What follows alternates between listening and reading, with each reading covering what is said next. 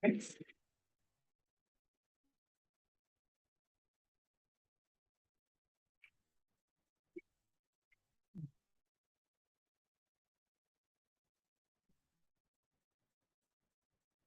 you so much.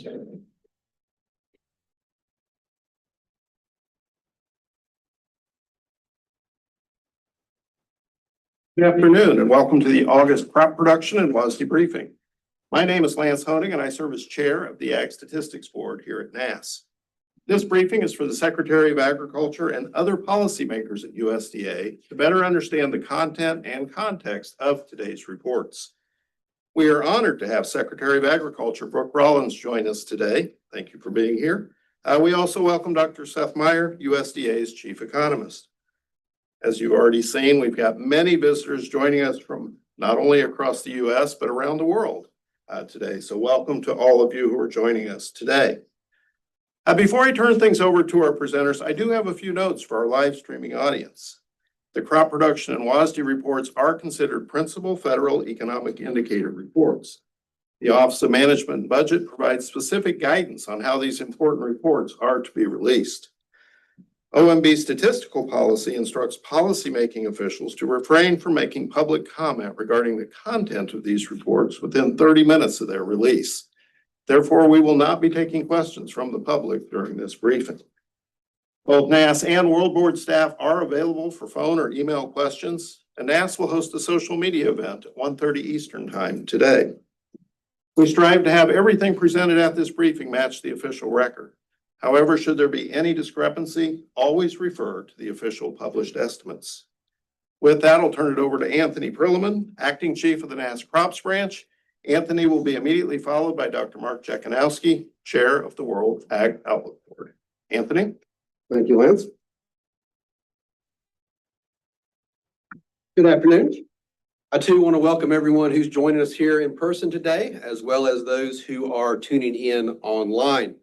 So as Lance mentioned, I will be doing the August crop production report today, which includes the first survey-based yield and production forecast for the nation's row crops, including corn, soybeans, and cotton, as well as an updated forecast for the small grain crops. Then we'll wrap up the briefing by looking at some production forecasts for some of the nation's non-citrus fruits. Now, before we get to the numbers in the report, let's first look at the multiple data sources we use to establish the estimates. We'll start with our Ag Yield Survey, which is an operator-reported survey.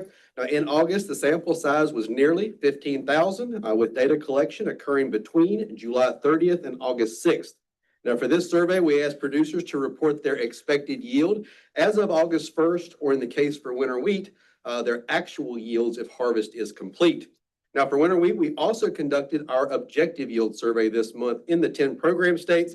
Now, for this survey, instead of surveying farmers, we survey wheat fields. We send trained enumerators into the fields who lay out 2 units and make measurements and counts on a monthly basis throughout the growing season. Now, as the crop matures, heads are clipped and sent to the NASS Objective Yield Lab for analysis. Now, this month, we surveyed 1,155 winter wheat fields between July 25th and August 1st. However, at this point in the season with harvest underway, the enumerators are monitoring the fields to make sure they make one final visit to take counts and clip heads before that sample field is harvested, so that work can occur anytime within the month. Now, in addition to the survey work, we also utilized satellite data for both acreage and yield estimation. Now, for yield, this is primarily for corn and soybeans in the Corn Belt. And as you can see on the slide, the imagery we utilized was through July 27th. And this primarily is NDVI or vegetative index information that we use to model yields. And then lastly is the FSA certified acreage that we use in combination with survey data, satellite imagery, and other administrative data sources to estimate planted area. And we'll talk about that review process in a little bit. Now, this map shows how the 14,922 ag samples we showed on the previous slide are distributed across the U.S. And as you can see, the larger sample sizes represented by the darker shade of orange are in the nation's major crop producing states. Now, as a reminder, starting last year, NASS began reviewing planted and harvested acreage in August to determine if updates need to be made to the previous published estimates instead of waiting until later in the season as we had historically done. Now, the goal of this early review is to ensure that the published acreage estimates are as accurate as possible, as early as possible, to help forecast final production for the year. Now, we are mainly incorporating the latest FSA certified acreage with our survey and satellite data and other sources of admin data to determine if updates need to be made to our previous estimates. Now, based on this review, we did make some adjustments to our previous estimates, which we will discuss as we look at the various crops. All right, let's go ahead and dive into the data, starting with corn. We'll first look at the current condition of this year's crop. Now, the information presented in this slide comes from our weekly crop progress and condition survey. Each line on the graph represents the percent of the crop rated in good to excellent condition between 2020 and 2025. The red line represents the current year. Now, as of August 3rd, 73% of this year's corn acreage was rated in good to excellent condition, compared to 67% rated in these two categories at the same time last year. Now, as you can see, this year's crop is rated higher than the previous 5 years at this point in the season, so growing conditions have been fairly good so far this year. Now, this next graphic shows the development of the corn crop by showing the percent of acreage silking compared to the previous 5 years. This data also comes from our weekly crop progress and conditions survey. And again, 2025 is represented by the red line. Now, as of August 3rd, 88% of the acreage was silking compared to 86% at the same time last year. Now, as you can see, development is in line with the previous 5 years. All right, let's now look at the corn numbers published in today's report. Based on our review of FSA certified acreage, we did make some changes. Planted acreage at 97.3 million acres was raised 2.2% or 2.05 million acres from what was estimated in the June acreage report, and 7.4% more than was planted last year. Harvested area for grain is forecast at 88.7 million acres. That is also up 2.2% from the previous forecast and 7% higher than last year. Now, as of August 1st, yield is forecast at 188.8 bushels per acre. That is up 5.3% or 9.5 bushels from the previous year. Now, if realized, this would represent a record high yield for the U.S. Now, production is forecast at 16.7 billion bushels. That is up 12.6% from 2024, and it too represents a record high for the U.S. Now, just as a reminder, August represents our first yield and production forecast of the season for corn. So that is why you do not see a calculated percent change from the previous estimate in this table for those two items. And then lastly, the bottom table shows the top 5 corn producing states in 2025 and how acreage yield and production compare to last season. Now, looking at the planted and harvested corn numbers graphically across the past 10 years, you can see that this year's planted total is the highest across this time series.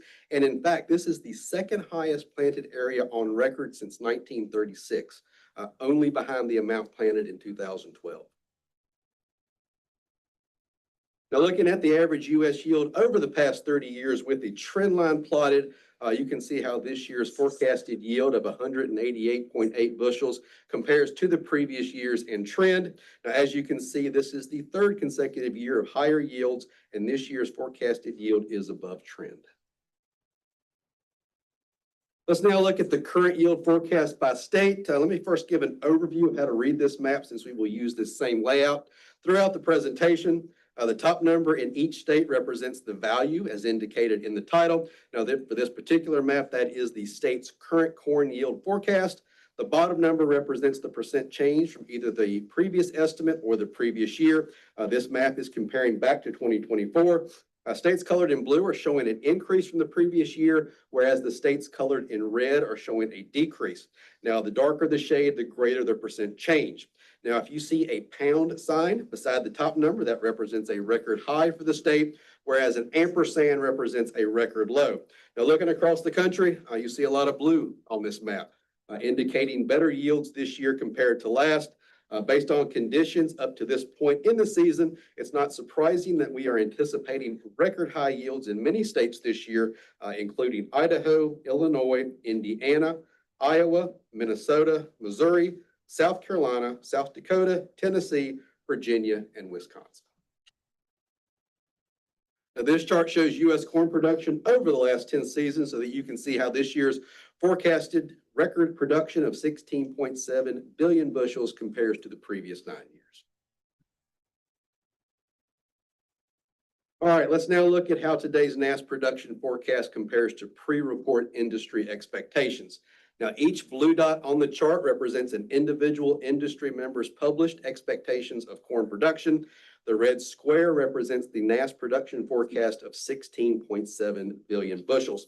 Now, as you can see, the NASS forecast falls well above the range of expectations, so it will probably be a surprise to most of us. All right, next we'll look at soybeans, starting with the current condition of the crop. Again, we are looking at the percent of acreage rated in good to excellent condition, with the red line representing 2025. Now, as of August 3rd, 69% of the acreage was rated in good to excellent condition compared to 68% at the same time last year. Now, comparing this year's conditions to the previous 5 years, you can see that only the 2020 crop year was rated higher at this point in the season. So like corn, conditions have been fairly good for soybeans so far.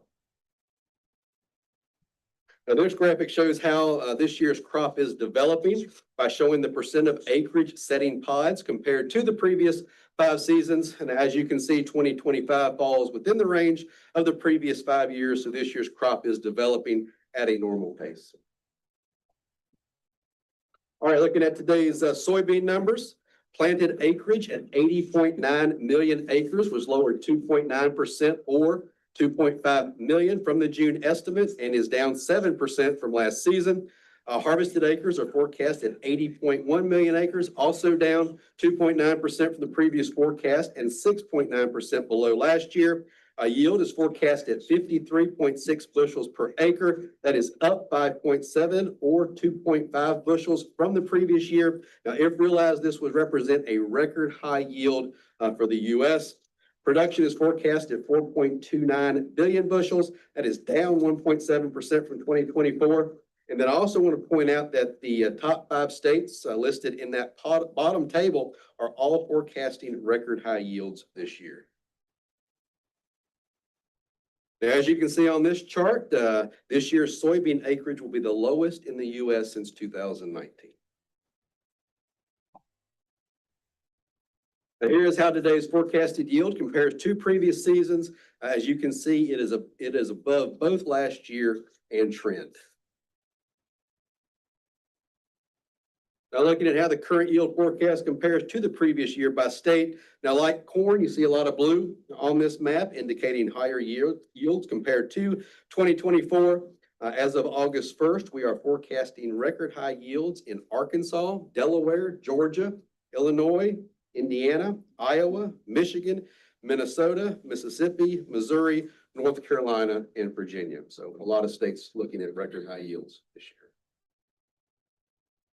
Now, this is how today's production forecast of 4.29 billion bushels compares to the previous 9 seasons.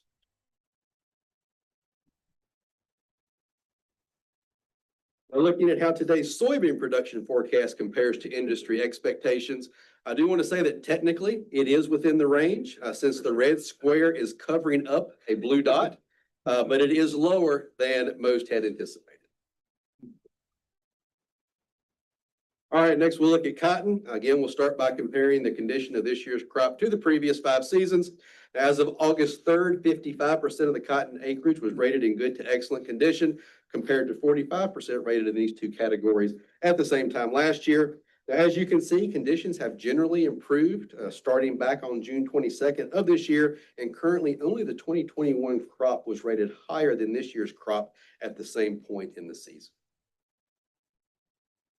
Now, looking at cotton development in terms of the percent of acreage setting bolls, you can see how this year's crop compares to the previous 5 years. As of August 3rd, development was in line with those previous years and was running just slightly behind the 5-year average pace in terms of setting bolls. Looking at today's cotton numbers, planted acreage at 9.28 million acres was lowered 8.3% or 843,000 acres from the June estimate and is down 17% from last season. Harvested acres are forecast at 7.36 million. That's down 5.8% from last year. Now, as a reminder, August represents our first harvested acreage forecast of the season for cotton. Yield is forecast at 862 pounds per acre. That is down 2.7% or 24 pounds from the previous year. And then production is forecast at 13.2 million bales, down 8.3% from 2020. Now, looking at cotton acreage over time, you can see that this year's planted acreage is the lowest on the chart. And in fact, this is the lowest acreage since 2015. But as you may recall, back in June, we said that several factors are leading to this year's decline, including lower prices, higher input costs, and wet spring planting conditions in some areas of the growing region. All right, looking at the average U.S. cotton yield over the past 30 years, you can see this is the third consecutive year of declining yields and third straight year under trend. Now, looking at how this year's forecasted yields compared to last year by state, you can see this is somewhat of a mixed bag in terms of increasing and decreasing yields from the previous season. I do want to point out that we are forecasting record high yields in North Carolina and Mississippi. Now, in terms of production, you can see how this year's production forecast of 13.2 million bales compares to the previous 9 seasons. All right, comparing today's production forecast to industry expectations, you can see that it came in much lower than what the industry was expecting. All right, now we'll move on to the wheat crops. We'll start with winter wheat. This graphic shows how this year's harvest progress compares with the previous 5 seasons. You can see that this year's harvest started a little slow, but the pace really picked up over the last half of June and into July. And then as of August 3rd, 86% of the crop had been harvested, just 1 percentage point behind the 5-year average pace. All right, we did make some minor changes to both planted and harvested area this month. Planted area at 33.2 million acres was lowered 0.3% or 110,000 acres from the previous estimate and is down 0.5% from last season. Harvested acres are now forecast at 24.7 million acres. That is down 0.4% or 95,000 acres from the previous forecast and down 5.2% from last year. The yield forecast at 54.8 bushels per acre is up 1.1% or 0.6 bushel from last month's forecast and up 6% or 3.1 bushels from the previous year. Now, if realized, this would represent the second highest yield on record for the U.S. And then production is forecast at 1.36 billion bushels. That is up 0.7% from the July forecast and up 0.5% from 2024. Now, looking at winter wheat acreage across time, you can see how this year's estimates compared to the previous 9 seasons. All right, this is how today's yield forecast of 54.8 bushels per acre compares to previous years and trend. Now, as you can see, it represents the 3rd consecutive year of increasing yields and the 2nd consecutive year above trend. Now, looking at winter wheat yields by state, now we'll have 2 maps to show this month since this is a follow-on forecast for small grains. The first map is comparing the August winter wheat yields to the July forecast by state. Now, looking across the country, you can see that most states are up or unchanged from last month, and we are forecasting record high yields in Illinois, Michigan, Missouri, and Texas. And then quickly, this map is showing the year-over-year winter wheat yield changes by state. Now, looking at production over the last 10 seasons, you can see how this year's forecasted production of 1.36 billion bushels will be the highest since 2016. All right, the next 2 slides provide some information from our winter wheat objective yield survey. Now, this slide shows the percent of samples that have been processed in the lab so far this season, which means they were mature enough to be harvested and sent to our lab for analysis. Now, as the chart indicates, 94% of the samples have been processed by the lab so far this year, which is in line with the previous 5 years. All right, this next chart is showing some additional data from our objective yield survey.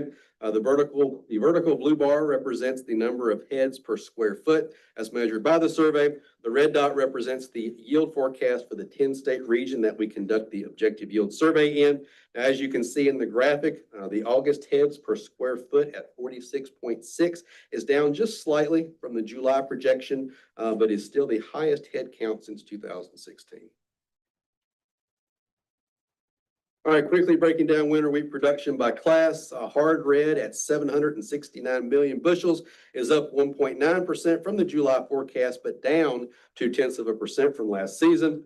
Soft red at 339 million bushels is up 0.8% from last month, but down 0.9% from last year. And then white winter at 247 million bushels is up less than 0.1% from last month and up 4.5% from last year. Now, looking at today's production forecast and how it compares to pre-report expectations, you can see that it is within the range, but higher than most had anticipated. All right, well, now let's take a look at other spring wheat. Both planted and harvested acreage was lowered 55,000 from the previous estimate, and both are down 6% or more from last season. The yield forecast at 50 bushels per acre is down 3.3% or 1.7 bushels from last month's forecast, and down 4.8% or 2.5 bushels from the previous year. Now, production at 484 million bushels is down 3.8% from the July forecast and down 10.7% from 2024. Now, looking at this year's acreage numbers compared to the previous 9 seasons, you can see it is the lowest in the series and continues the overall decline we have seen going back to 2018. In fact, this is the lowest planted acreage in the U.S. since 1970. All right, looking at how today's forecasted yield compares to previous seasons and trend, you can see it is down from last year, but does represent the second consecutive year above trend. Now, comparing the current year yield forecast to last month by state, you can see that the 2 largest other spring wheat producing states of North Dakota and Montana moved in different directions this month, with North Dakota's forecasted yield declining, while Montana is expecting better yields this month compared to last. And then looking at year-over-year changes by state, you can see that all states except Washington are expecting lower yields this year compared to 2024. So this is how today's production forecast of 484 million bushels compares to the previous 9 seasons. Now, today's production forecast should not be much of a surprise since it falls within the range of industry expectations. All right, moving on to durum. Both planted and harvested acreage was raised over 3% or 78,000 acres from the previous estimate, and both are up over 5% from last season. The yield forecast at 40.9 bushels per acre is up 5.7% or 2.2 bushels from last month's forecast, and up 4.1% or 1.6 bushels from the previous year. Now, production is forecast at 87.4 million bushels. That is up 9.6% from the July forecast and up 9.2% from 2024. Now, looking at durum wheat acreage across time, you can see how it compares to the previous 9 seasons. Now, looking at today's yield forecast and how it compares to previous years and trend, you can see it's equal to trend and up for the second consecutive year. Now, this month's forecasted yield for Montana was the only one that changed compared to July. Montana's yield is up 28.6% or 6 bushels from the previous month. Producers are telling us that in that state, they have to see better yields as they get out to start harvest. Then also wanted to point out that a record high yield is expected in North Dakota. All right, then quickly, this map shows the year-over-year yield changes by state. As you can see in this graphic, the current production forecast of 87 million bushels will be the highest since 2016.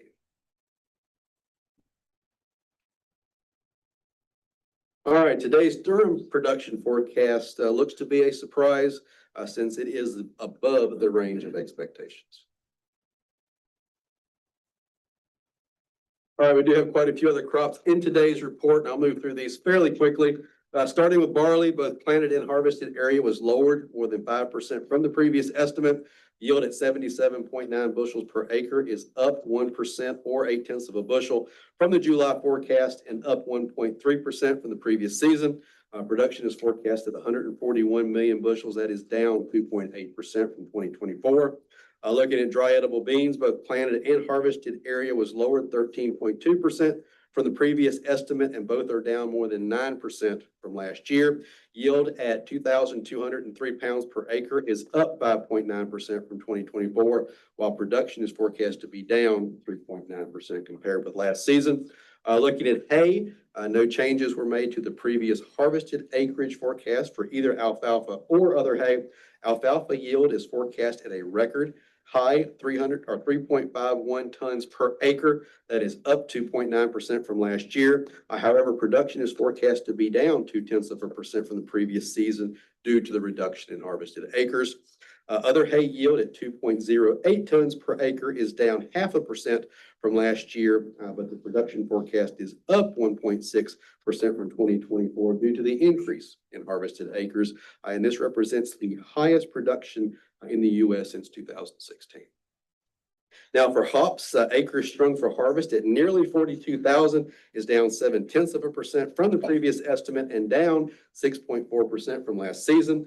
Yield is forecast to be up 0.7% from last year, while the production forecast of 82.1 million pounds is down 5.7% and the lowest production since 2015. All right, moving on to oats, both planted and harvested area was raised more than 2% from the previous estimate. Yield at 76.2 bushels per acre is up 0.9% from the previous forecast, but down 0.4% from the previous season. However, this year's expected yield still represents the second highest yield on record since the 2024 yield was a record high for the U.S. Production at 64.3 million bushels is up 3.3% from the July forecast, but down 5.2% from 2024. Now looking at peanuts, both planted and harvested area was raised a little over 2% from the previous estimate, and both are up over 7% from the previous season. Now yield at 3,838 pounds per acre is up 4.6% compared to the 2024 average yield. And production at 7.25 billion pounds is up 12.4% from last year, and this would represent a record high production total for the U.S. if realized. All right, total rice planted and harvested area was raised over 3% compared with the previous estimate, but both are down from the previous season. Yield at 7,636 pounds per acre is down 1.4% from 2024, while production is forecast to be down 6.2% compared with last season. Planted and harvested sorghum acreage was raised over 6% from the previous estimate, and both are up from 2024. As of August 1st, yield is forecast at 69 bushels per acre. That is up 12.6% or 7.7 bushels from 2024, while production is forecast to be up 13.9% compared to last season. Sugar beet planted and harvested area was lowered less than 1% from the previous estimate, and both are down from last year. Yield at 32.9 tons per acre is up 1.2% from 2024, while production is forecast to be down 0.7% compared with last season. Looking at sugarcane, harvested area was lowered slightly from the previous forecast, but is up 1% from last season. Yield is forecast at 36.5 tons per acre. That is down 2.4% from 2024, while production is forecast to be down 1.3% compared with last season. I did want to point out that record high sugar and seed production is forecast in Louisiana, which accounts for just under 50% of U.S. production. And then lastly, tobacco harvested area was raised 2.2% from the previous forecast and is up 1.3% from last season. Yield at 2,159 pounds per acre is up 11.2% from 2024, while production is forecast to be up 12.7% compared to last season. All right, next we'll take a look at some of the non-citrus fruit estimates in today's report. Starting with apples, production is estimated at 11.5 billion pounds. That is up 5.7% from last season. I do want to point out that production in Washington, the largest apple producing state, is expected to be a record high for that state this year. Cranberry production is estimated to be down 9.1% compared with last year. Production in Wisconsin is expected to be down a little over 3% from last season, while production in Massachusetts is expected to be down 22% due to less than ideal growing conditions in that state. U.S. grape production is estimated at 5.59 million tons. That is up 3.4% from 2024. However, peach production is forecast to be down 3.8% from last year. And then lastly, pear production in 2025 is expected to be up 22.4% from last year. All right, this slide just highlights a few of the upcoming reports that we have through the rest of August and into the September. Looking on August 19th, we'll be releasing our Census of Agriculture topology report. On August 20th will be rice stocks. August 22nd, cattle on feed, as well as the county estimate cash rents, which is always highly anticipated. August 29th, we'll be putting out ag prices and citrus fruits. Starting in September, on September 2nd, we'll be releasing our CARES report. And then we will be back here on September 12th for another crop production report, as well as a cotton gittings. And then as mentioned earlier, Lance will be on X at 1:30 today for Stat Chat, building any questions about the numbers in today's report. So this concludes the 2025 August crop production report briefing. Now, as a reminder, today's report and all NASS reports and data can be found on our website. So with that, I will turn it over to Mark, who will discuss the WASDE. All right, thank you. Thank you, Anthony. I'm going to try to keep things moving here with a review of the changes we made this month in the WASDE report, domestic and global balance sheets. Clearly, most of the focus this month and any August is going to be on changes that we got from NASS this morning, U.S. production changes. But there's also, we look at the whole globe. There's things, production issues happening worldwide. And one of the things we're going to focus on a little bit today is the EU, some heat and dryness, especially in the Eastern EU affecting corn and sunflower seed production. So let's go ahead and get started here with domestic balance sheet, starting with wheat. Basically, as you saw from Anthony just a few minutes ago, no big changes, no big surprises in terms of wheat production. Minimal changes on the production side. The main focus here I'd point to is continued strength in U.S. exports. We raised our export forecast 25 million bushels. That is all on strong HRW sales and shipments. So good export pace, tightening up ending stocks by nearly the same amount, brought down 22 million bushels. So ending stocks are tightening up a little bit, but we lowered our season average market price 10 cents per bushel. Why, you might ask? Well, we'll get to that a little bit later. Corn prices we lowered as well, and that's gonna we anticipate that's gonna weigh a little bit on wheat prices here too. Global wheat production, relatively small changes. Global production lowered 1.7 million tons this month, but still a record high amount, 7 million tons higher than last season. Going through the countries where we made changes, Argentina down about 300,000. That is based on AgMin data in all area, a reduction in area there. European Union, that is increases in Romania and Slovakia. And China wheat production, we lowered based on data from the National Bureau of Statistics, China's official reporting agency, their summer grains report. In terms of the global wheat balance sheet, Feed use lowered. That is mainly lower feed use in China, reflecting the smaller crop there. And also lower feed use in Philippines and Indonesia, given increased competitiveness of corn. So they'll be importing more corn there. Trade, global wheat trade raised 500,000 tons. That primarily reflects that increase in the US that we just talked about. And in terms of beginning stocks, multiple revisions going back several years for a small reduction in beginning stocks, and ending stocks tighten up by about 1.4 billion tons. Moving into rice, really, as you can see, no changes here in terms of any of the major rice producers outside of the US.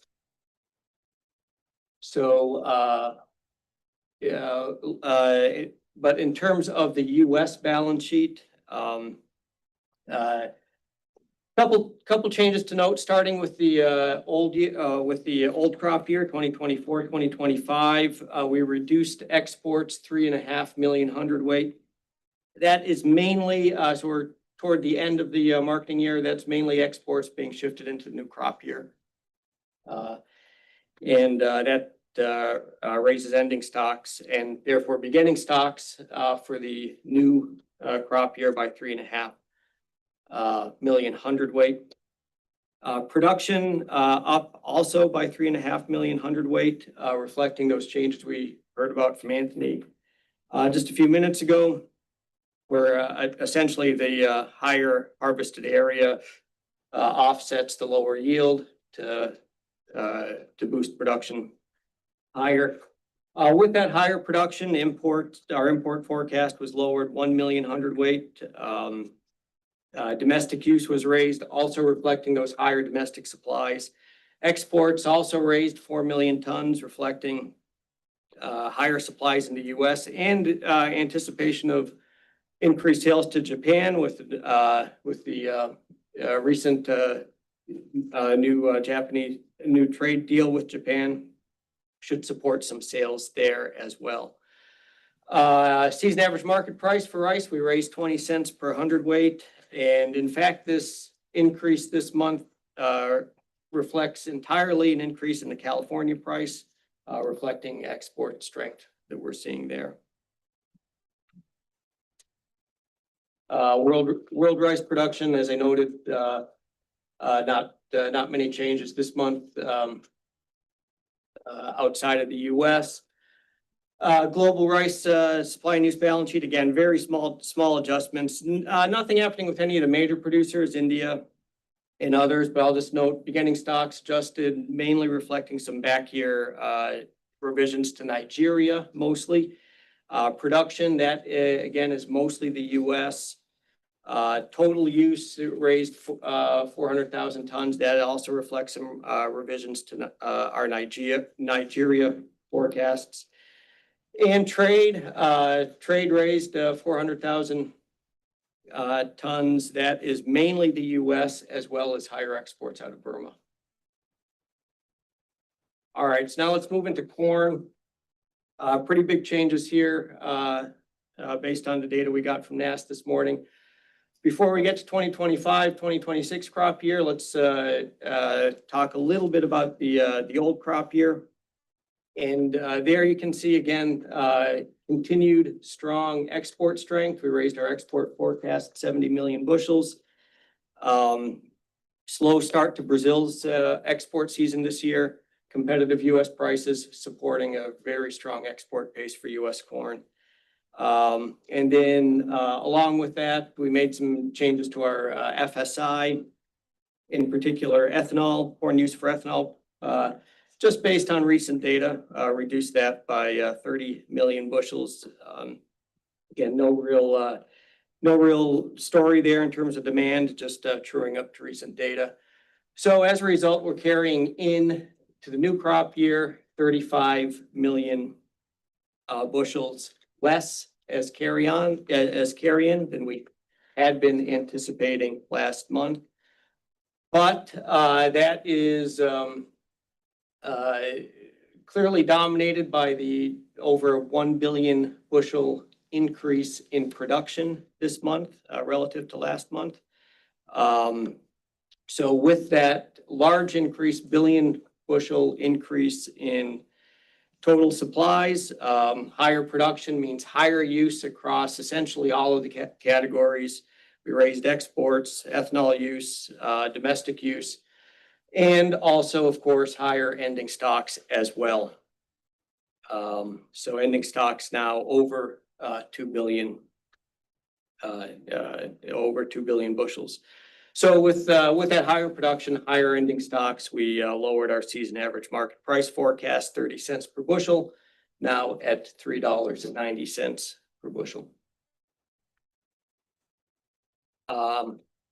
In terms of global corn production, again, changes that we made in the United States really dominate the global supply ledger here. I'll just note the few other changes we did make. Canada, we raised them 300,000 metric tons just based on good weather, so supporting yield, favorable yield expectations for Canada. European Union and Serbia, we reduced. I'll have a few slides to talk a little bit more about that, but essentially it's those are weather-related reductions for those regions. And in Ukraine, corn production, we raised by 1.5 million tons, and that is an area increase entirely, no yield adjustment. So quickly, European Union corn production, just a map here of where the main corn production regions are across the European Union. You can see especially that France and Romania kind of dominate. And you know, what we've seen, especially through July, although that goes back a little bit further as well, starting in June, a lot of dryness, especially in the eastern part of the EU and Serbia as well. It started out dry in the western part of the EU, Spain, but that improved some in July.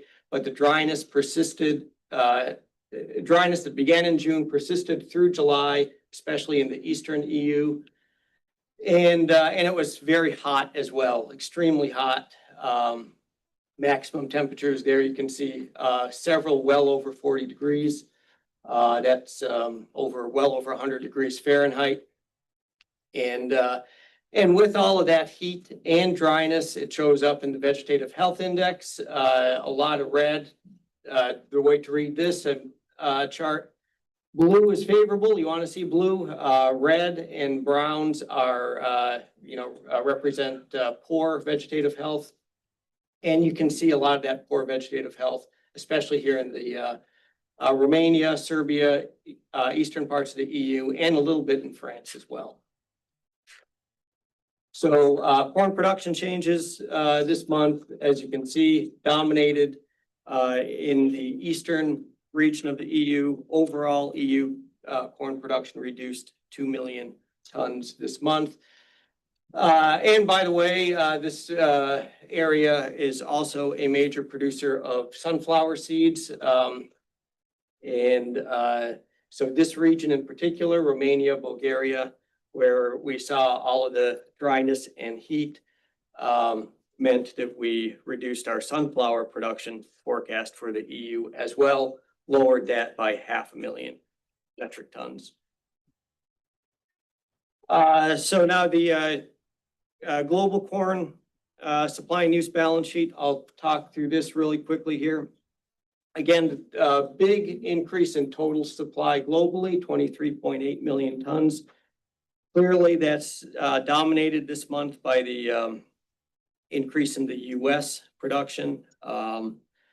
Feed use raised 10.2 million tons. That is mainly increases in, of course, in the U.S. and also several important importers, including Egypt, Mexico, Turkey, and Colombia.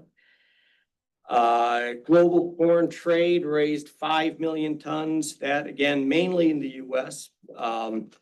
But we also increased Ukraine's export forecast by 1.5 million metric tons, which was almost entirely offset by lower exports for Serbia and the EU, reflecting the smaller crop there. Ending stocks, again, largely US with a small offset by smaller stocks in China, lower stocks in China.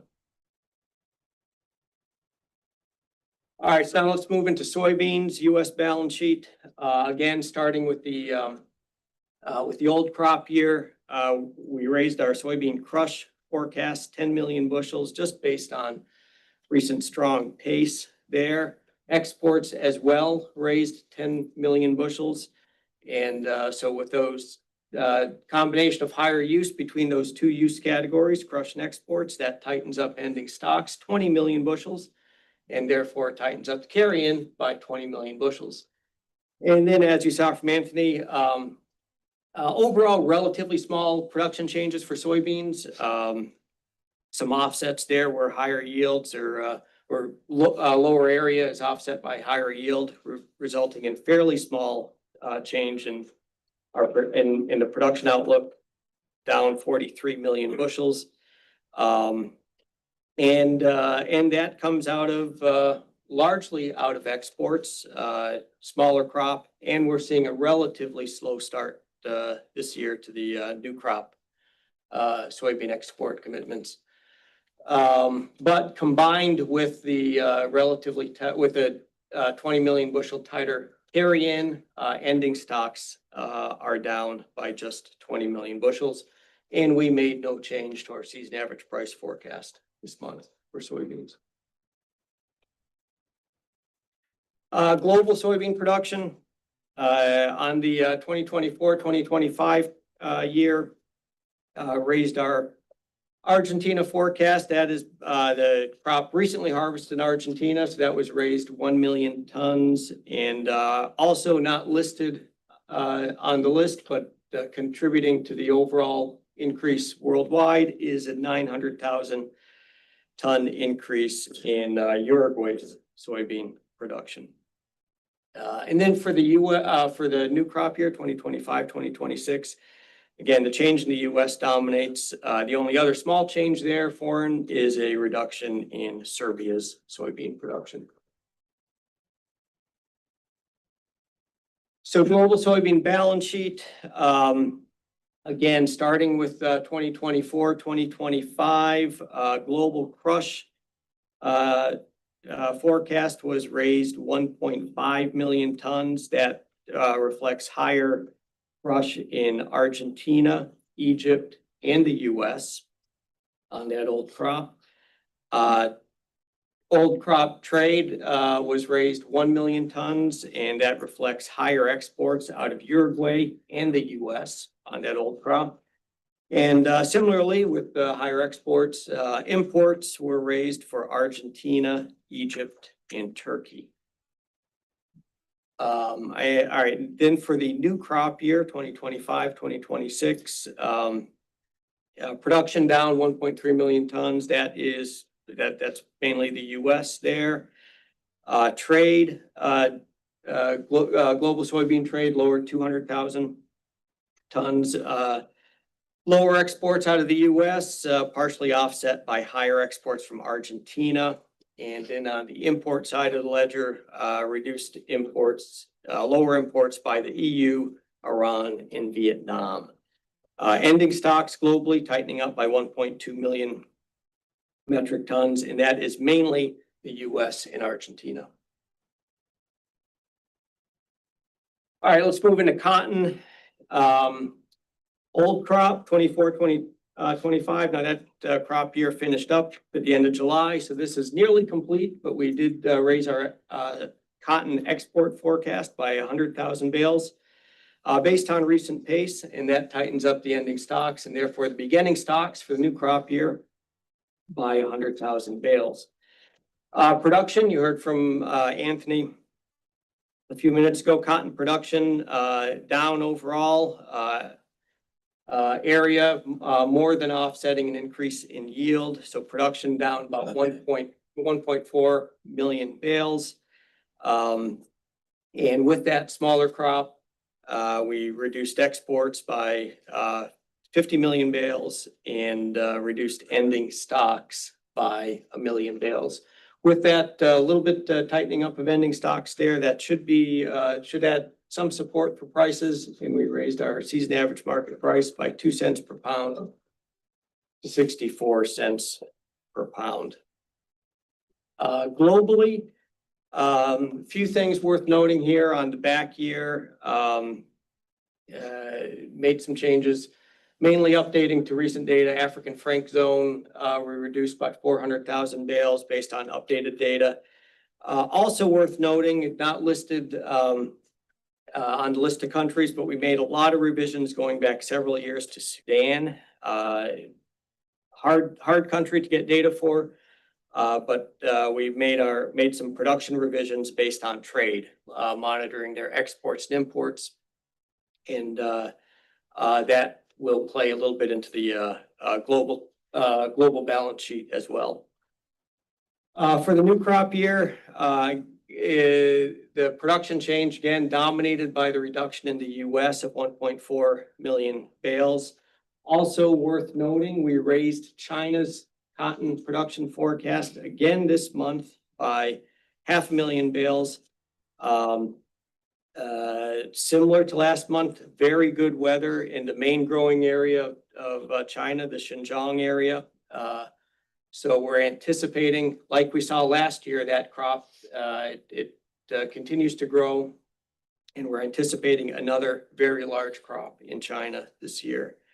Uzbekistan, we reduced 300,000 bales just based on hot and dry conditions there. Global cotton balance sheet on the old crop year, 2024, 2025. Few things worth noting. On the consumption side, we raised China's cotton consumption by 1 million bales this month, and also increased Brazil's consumption by a bit. Cotton trade is lowered based on lower imports by China and largely reflecting, so they're consuming more, importing less, reflecting their large domestic production last year, and also drawing down some stocks. For the new crop year, consumption down overall, although we raised China's consumption again for the new crop year as well. But India's cotton consumption we reduced, along with several other consuming countries. So overall, global cotton consumption reduced for the new crop year, and China imports we also reduced by 500,000 bales. And ending stocks tightening up 3.4 million bales for the new crop year globally. All right, let's talk a little bit about sugar. A lot going on here for both the old crop and the new crop. So for 2024, 2025, we raised production on the old crop based on processor data. Essentially, we had a lower beet pile shrink than we had been anticipating. So that production from last year's crop is turning out larger than expected. So that raised beet production by 93,000 short tons. But the other area to focus in on here is imports for the old crop year continue very strong. We did raise our TRQ shortfall slightly, have some temporal shifting there as well with some of the TRQ sugar moving into the new crop year. But we didn't make any change. We didn't make any adjustments based on the reallocation until we get a little bit better information from how USDA is going to handle it. But still worth noting, high tier imports raised again this month on the back year by 137,000 short tons. That's mostly raw sugar. And we expect we believe that that's mostly based on previous contracts that were written. So that sugar continues to come in. So with that, with the increase in the production forecast, along with our higher import forecasts, total supply increases by 337,000 short tons. Exports up just a little bit, mainly to Mexico based on pace, but ending stocks up this month 307,000 short tons, giving us a stock to use ratio of just under 20%. And now for the new crop year, 2025, 2026, again, a fairly large production increase here based on the information from NASS this morning. And so it raised both beet and cane. Didn't make any changes to our import forecast to note, other than a little bit for TRQ there. So most of that production increase goes into ending stocks. So for the new crop year, we're also looking at a stocks to use ratio of 17.8%. Mexico balance sheet, small changes here on the old crop year. Exports raised, that's all to third countries, not to the US. Exports raised 35,000 metric tons just based on observed pace. And then for the new crop year, again, no implications for Mexico exports from the US balance sheet this month, but exports for the new crop year determined residually and lowered by 34,000 metric tons. All right, now let's quickly get into meat, livestock, and dairy. Beef production, as you can see here, we lowered for both 2025 and 2026. Basically what we're seeing here is reduced placements in the second half of this year, second half of 2025, along with reduced cow slaughter, is tightening up supplies in 2026. So supplies are down this month for both calendar year 2025 and 2026.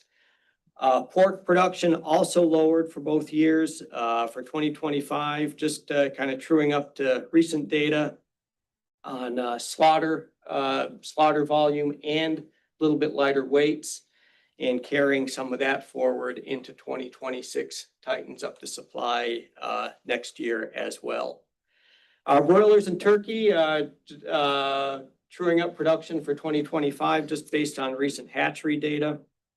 And then into 2026, broiler production raised further, looking at good returns on broilers and lower feed costs as well, which are also supporting those returns. So that should increase, or that should support some production increase.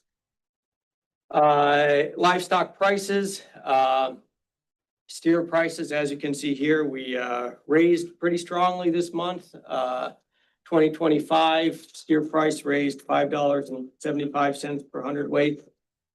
Boosted that up $15 per hundredweight for next year for 2026. And it's just a continued situation of tight supplies and very strong demand supporting these steer prices that have been on a pretty strong trajectory for several months now. And we expect that to continue as long as demand holds up. Hogs, again, just kind of truing up their prices based on recent price data, and also supporting some of that hog price increase would be strength from the cattle complex and higher beef prices as well. Broilers and turkeys for 2025, just again truing up prices based on recent data, and broiler price forecast for 2026 reduced a penny a pound, reflecting that higher production anticipated for next year. Meat trade. So on beef trade, tighter supplies for both 2025 and 2026, leading us to reduce our export forecast marginally. But the main story here is on the import side. Beef imports lowered for the balance of 2025 and in through 2026. Primarily reflecting tariffs on some major import suppliers, of course, especially Brazil, but potentially some offsets from imports from Oceania, Mexico, other parts of South America. And dairy. Dairy production up, based largely on the most recent milk production report. Higher cow numbers, as well as increases in milk per cow, supported also going forward by lower feed costs. So milk production up overall. And then in terms of dairy trade, the main kind of the summary story there is that we still have very good, strong export competitiveness across both fat basis and skim solids basis products. We're seeing a lot of export strength in butter and cheese, as well as non-fat dry milk and whey. And prices, small changes this month. A little bit of a reduction in our butter price forecast for 2025, but into 2026, some small increases in those product prices, again, supported by strong international demand. And with the class prices being derived from the product prices for 2025, we see a small reduction in the class 4 price forecast, reflecting that lower butter price forecast. And for 2026, class 4 price increase, reflecting the strength in butter price, and overall all milk price raised 25 cents per hundredweight. Now forecast for next year at $21.90 per hundredweight, down just 10 cents from 2025.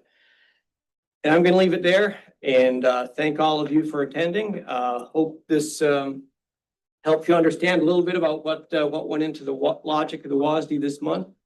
And with that, I'm going to close. Thank you all online who attended as well, and hope to see you back next month.